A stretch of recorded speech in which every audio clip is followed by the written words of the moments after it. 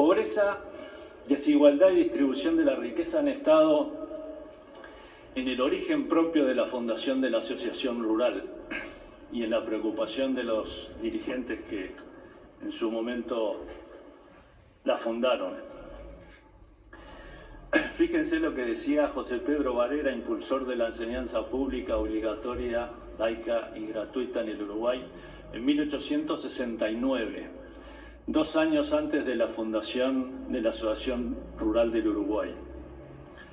Decía: como resultado inevitable de una organización administrativa defectuosa, vemos que entre nosotros progresa Montevideo con una rapidez extraordinaria, mientras que la campaña se despuebla y empobrece. Aquí la riqueza, el bienestar, las comodidades de las naciones civilizadas, allí la miseria, el abandono de los pueblos primitivos.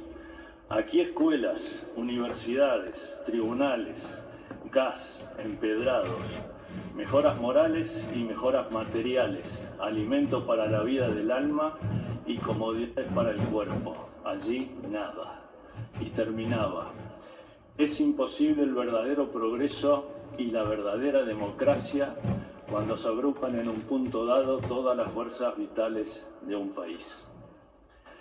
En ese contexto muy desigual del Uruguay se fundó la Asociación Rural para tratar de mejorar la equidad entre la población rural y la población en ese momento de Montevideo. Y ciertamente el Uruguay ha avanzado muchísimo, pero queda muchísimo por hacer. Y sabemos que este presidente que tenemos hoy lo sabe, lo conoce y le preocupa.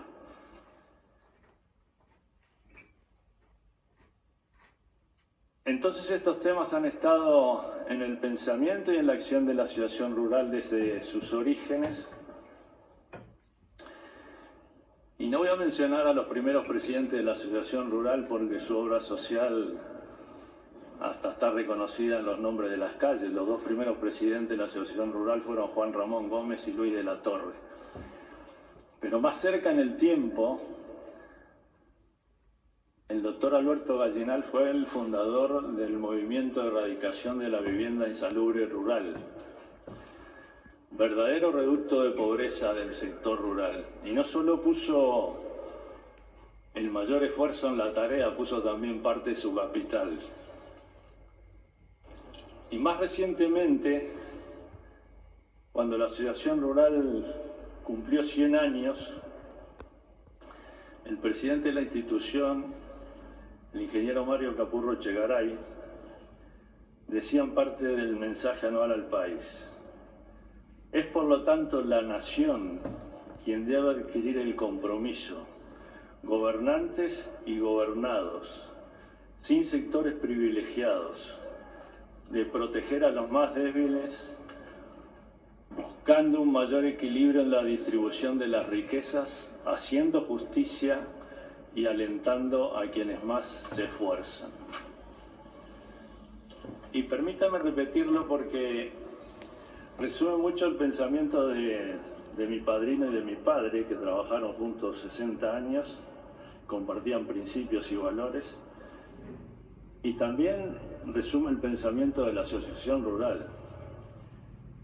Es por lo tanto la nación quien debe adquirir el compromiso, gobernantes y gobernados, que nadie se saque el lazo de la pata, como se dice vulgarmente, sin sectores privilegiados, de proteger a los más débiles, buscando un mayor equilibrio en la distribución de las riquezas, haciendo justicia y alentando a quienes más se esfuerzan.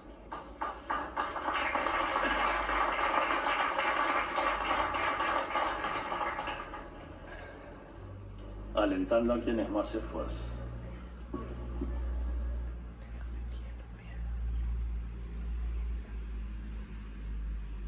Y decíamos que una pandemia tan repentina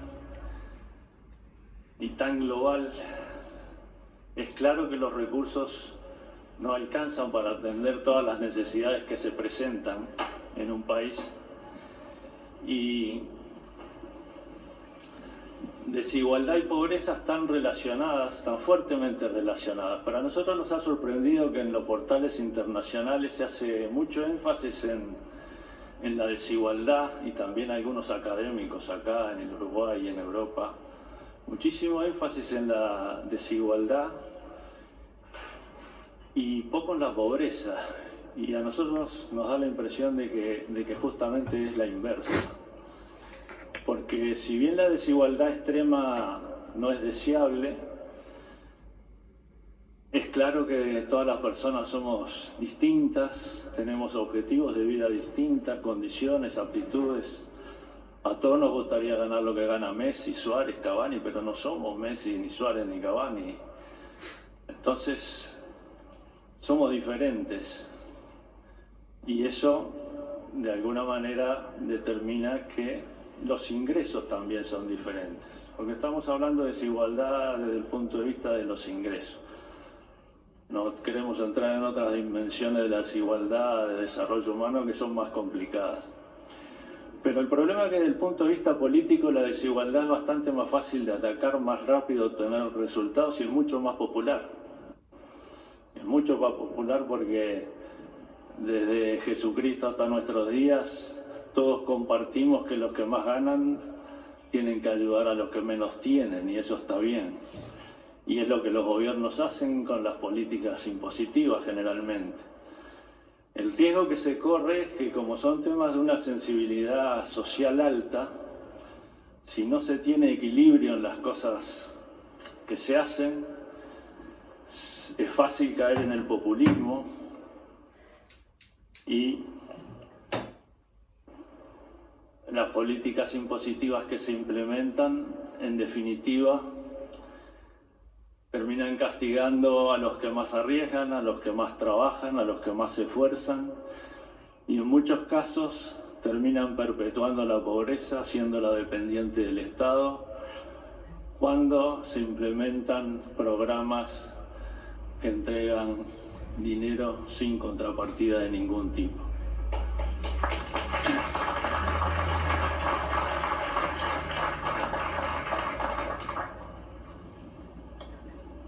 Entonces el equilibrio en las políticas impositivas que se implementan es importante. El Uruguay tiene una presión fiscal del 35%, de las más altas de América Latina, sin contar los impuestos que hay encubiertos en las tarifas públicas.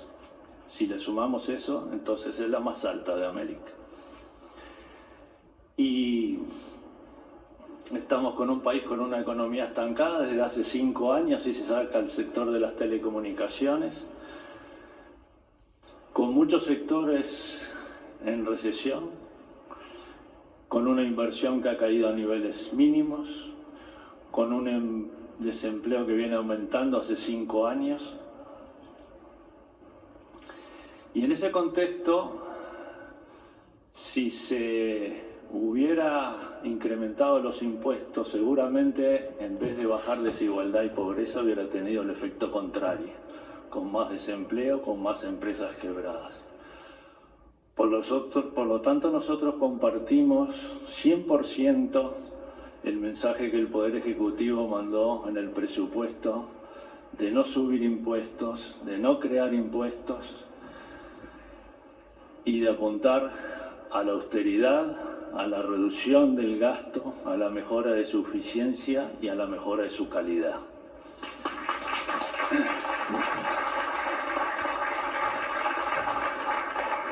Es la primera vez en la historia del país que se hace un ajuste fiscal sin recurrir a aumentar impuestos, predicando con el ejemplo, empezando por casa. Lo valoramos mucho, creemos que es un antecedente para el Uruguay histórico.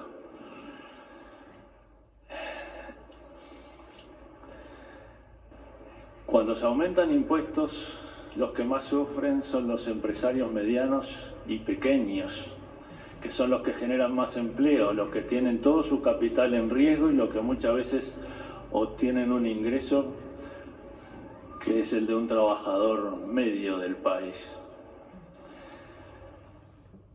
Y tenemos una presión impositiva del 35% más Y no hemos sido muy efectivos en sacar a la gente de la pobreza. Bajó la pobreza cuando el país creció, pero apenas paró de crecer, la pobreza empezó a aumentar. En el 2017 teníamos un 7,9% de pobres, en el 18 un 8,1%, con 8%. Y hace 2 días salió un estudio de Ceres que dice que en realidad está mal estimado y que es más del 14% y que hay más de 500.000 uruguayos en situación vulnerable. Pero si fuera del 8,8%, como dice el Instituto Nacional de Estadísticas, quiere decir que hay 88 uruguayos cada 1000 que son pobres. Y eso es malo. En un país como el nuestro no debería ser. La única forma genuina de sacar a la gente de la pobreza es con una economía que crece y que crece fuertemente. Es cierto que cuando la economía crece a veces aparecen antagonismos entre desigualdad y pobreza. Y deben manejarse. Y yo creo que el caso de China ofrece un buen ejemplo de ese antagonismo que sucede. Yo tuve la oportunidad, hace 30 años estaba en China, en el norte de China, en la provincia de Mongolia Interior. Había viajado con un viceministro de Agricultura. Me habían pedido una opinión sobre un trabajo que estaban haciendo unos técnicos australianos en ovinocultura. Y me habían entregado un documento en el viaje. Estaba viajando con una persona de unos 60 años. Un documento en español donde explicaba el trabajo que estaban haciendo y una cantidad de preguntas que me pedían una opinión a mí. Y llegamos a Mongolia Interior y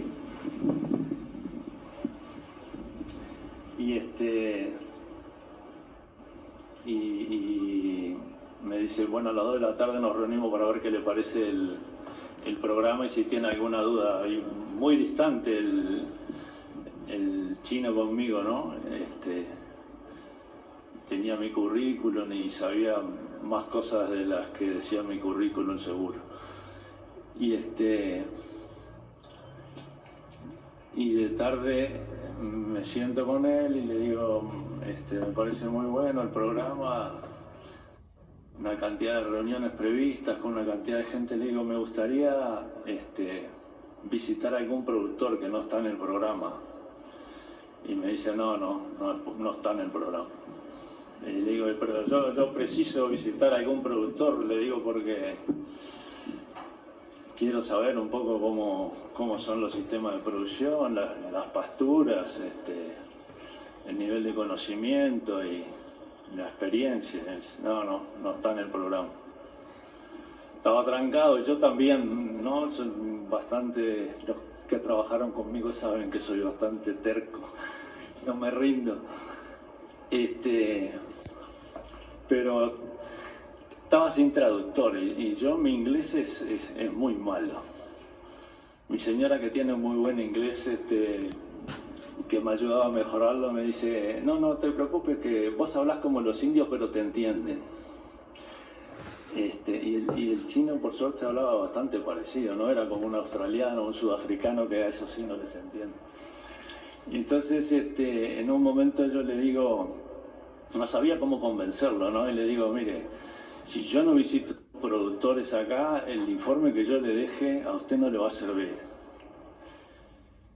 Y el chino ya no sabía cómo convencerme a mí tampoco, ¿no? Y veía que no podía conmigo y me dijo algo que él después me confesó que no pensaba, pero le voy a contar por qué, pero me lo dijo. Me dice, mire, le voy a decir una cosa. Nosotros somos un país pobre, los productores son muy humildes, no tuvieron la posibilidad de estudiar. Usted va a perder el tiempo. Usted es un hombre que sabe mucho de ovinos y que ha estudiado, y me pasó la mano, ¿no? Y yo, ¿cómo lo convenzo a él? Cuando terminó de hablar le digo, mire, le voy a decir una cosa. Porque cuando uno no habla bien, las señas son buenas, ¿no? Le digo, yo sé un poquito así de ovinos, le digo. Una parte grande de lo poquito que sé, me la enseñaron los productores y trabajadores del campo de mi país, que son muy humildes. Yo vengo de un país subdesarrollado muy joven, le digo. Otra parte importante de lo poquito que sé me la enseñó mi padre y mi abuelo, porque somos un país joven, pero tenemos 150 años de crecimiento, de conocimiento acumulado, y nos lo pasan de generación en generación, y eso me ayudó. Y otra parte chiquitita es lo que pude estudiar por suerte. Pero le digo, pero usted se da cuenta que ustedes tienen 4.000 años de conocimiento acumulado. Usted sabe lo que los productores chinos han acumulado generación tras generación, y lo que para mí sería poder tener la oportunidad de aprender algo.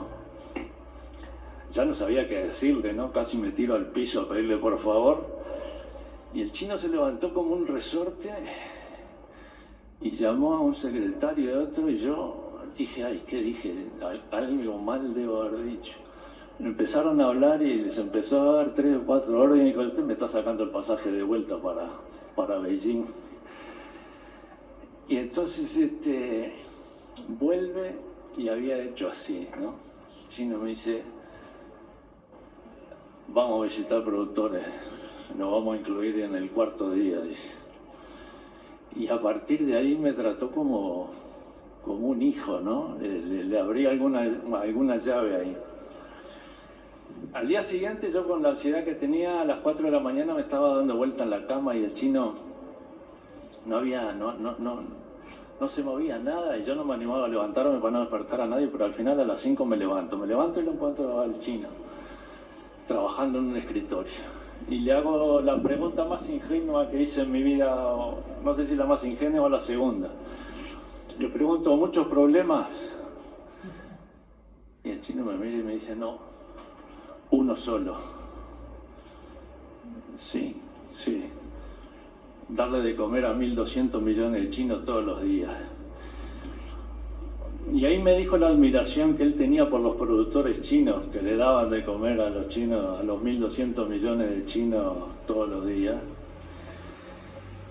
Y me dijo, usted sabe que hace 30 años el gobierno chino largó un programa que se llamó el Gran Salto Adelante, que en el sector agrícola significó la colectivización de la agricultura, grandes empresas manejadas, gestionadas por 200, 300 familias de trabajadores, la producción dirigida por el gobierno, cosechada y almacenada por el gobierno, y 3 años más tarde se murieron 30 millones de chinos de hambre. 30 millones de chinos de hambre. La producción se había desplomado, el gobierno era ineficaz para distribuir los alimentos, se pudrían los alimentos en los graneros, se murieron 30 millones de chinos de hambre. Y en el año 63 Deng Xiaoping convenció al Partido Comunista, en el Congreso del Partido Comunista, de entregarle la producción individual a los productores, darle libertad para producir y para comercializar su producción. Y el problema se solucionó. Pero en el año 68, en la Revolución Cultural China, a Deng Xiaoping lo trataron de contrarrevolucionario, fascista, procapitalista. No le dijeron neoliberal porque la palabra todavía no estaba acuñada. Y lo mandaron al interior de China a trabajar en una fábrica de maquinaria. Pero los resultados de la revolución industrial fueron tan desastrosos que en el año 73 Deng Xiaoping, que había sido uno de los principales comandantes de la revolución maoísta y tenía un prestigio muy grande en el ejército chino y en un sector importante del Partido Comunista, fue rehabilitado y empezó a ascender. Y cuando Mao murió, ya era el número 1 y dominaba todo el gobierno. Y comenzó con las reformas económicas en China, en toda la economía china,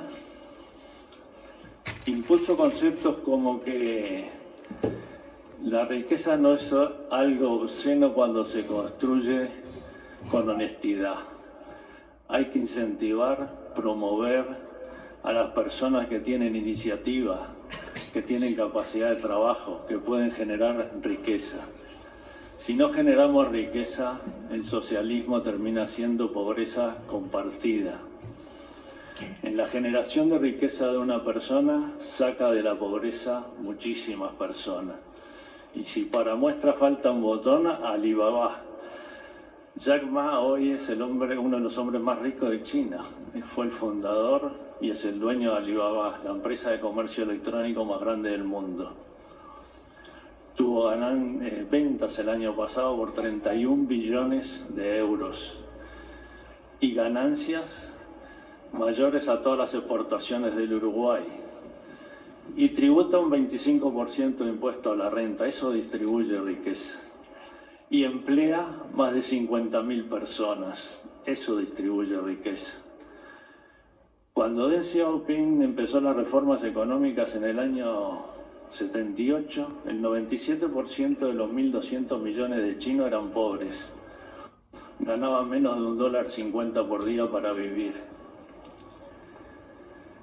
Hoy China es el país con más ricos del mundo. Tiene más de 100 millones de personas dentro del 10% más rico del mundo. Sacó 900 millones de personas de la pobreza en 40 años. Hace 40 años era un país muy igual, pero pobre. Hoy es bastante desigual, pero la gente vive mucho mejor. La presión impositiva en China hoy es del 17%, menos de la mitad del Uruguay. No hay impuesto a la riqueza, no hay impuestos ciegos, no hay impuesto al capital, no hay impuesto al patrimonio. Todos impuestos que se ha demostrado que inducen a la fuga de capitales, a la fuga de cerebros, a la baja de la inversión y al desempleo. La única manera genuina de sacar a la gente de la pobreza es con crecimiento económico. Y eso es lo que nosotros vemos, y por supuesto que aparecen algunas contradicciones entre pobreza y desigualdad y distribución de la riqueza que hay que atender. Porque es importante, pero es importante que las atendamos todos, no solo el gobierno. Nosotros como empresarios tenemos mucho para hacer y en el sector rural específicamente tenemos mucho para hacer. Nosotros creemos que las empresas rurales no son únicamente unidades de producción para generar ingresos y riquezas. Entendemos que hay un compromiso con el desarrollo de todos los trabajadores y hay una responsabilidad social también con el desarrollo del entorno y con la conservación de los recursos naturales. Las empresas rurales tienen mecanismos casi naturales de distribución de la riqueza, porque entre el 50, el 80 o el 90 y en algunos casos el 100% de los ingresos, dependiendo de los rubros, se distribuyen en proveedores de servicios, proveedores de insumos y trabajadores. Y obviamente que podemos hacer muchas cosas para mejorar esto y que muchos productores las hacen, apoyando a sus trabajadores cuando están en los pueblos de distintas formas, apoyándolos a veces a adquirir sus casas, a adquirir sus vehículos, y seguramente podemos hacer muchas cosas más y muchos productores las hacen y las hacen muy bien y muchos las deberíamos hacer mejor. Y es un compromiso que debemos tener porque el desarrollo del entorno y el desarrollo de los pueblos del interior depende también de cómo distribuimos los ingresos de nuestras propias empresas rurales. Es importante especialmente para el Uruguay en un año como este, donde hay tantas dificultades y es necesario de alguna manera contribuir todos, como decíamos en parte de nuestro mensaje. Y exhortamos a los productores en este año tan especial, que sabemos que muchos están con dificultades porque también hubo problemas de sequía en varias partes del país, pero a los que estén en condiciones de continuar con las acciones solidarias, que estamos orgullosos de lo que el Uruguay ha hecho en este sentido y lo queremos destacar también, y orgullosos de lo que el sector rural ha hecho también. Y en este sentido también queremos agradecer a los socios de la Asociación Rural que con sus contribuciones nos permitieron mantener en este predio durante los 2 meses más crudos del invierno a 98 compatriotas que estaban en situación de calle, brindándoles alimentación, abrigo y servicios de seguridad y limpieza. Muchas gracias a todos los socios de la Asociación Rural que participaron en con donaciones.